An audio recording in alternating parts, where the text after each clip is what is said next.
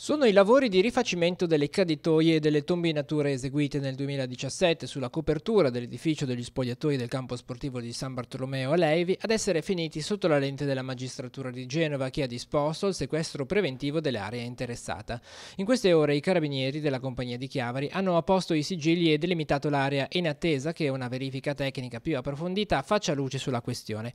Al centro della vicenda gli interventi eseguiti lo scorso anno da una ditta a cui l'ufficio tecnico del comune di Levi ha affidato l'appalto per la sistemazione della superficie calpestabile sopra i locali spogliatoio. Un intervento che prevedeva una spesa di 40.000 euro e che non sarebbero stati eseguiti a regola d'arte, situazione per cui lo stesso comune, dopo un sopralluogo fatto dal sindaco e da alcuni consiglieri nei mesi scorsi, ha chiesto indietro alla stessa ditta esecutrice la somma di 10.000 euro quale rimborso.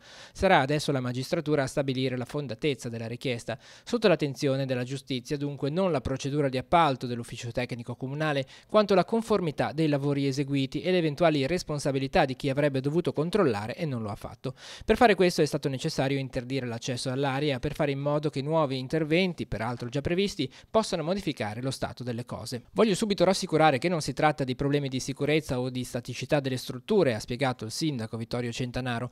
Nel corso di un sopralluogo effettuato nei mesi scorsi abbiamo effettivamente riscontrato che i lavori non sono stati fatti nella maniera corretta, per questo abbiamo chiesto un rimborso all'impresa che li ha eseguiti.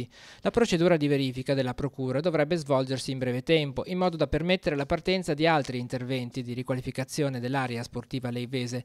Grazie agli spazi finanziari messi a disposizione dallo sblocco del patto di stabilità, spiega ancora il sindaco, il comune di Levi ha a disposizione 300.000 euro, da spendere però entro la fine del 2018. Con queste risorse abbiamo intenzione di mettere mano anche alla palestra comunale, per la quale è previsto il rifacimento della pavimentazione e dell'impianto di riscaldamento, ha concluso il sindaco Centanaro.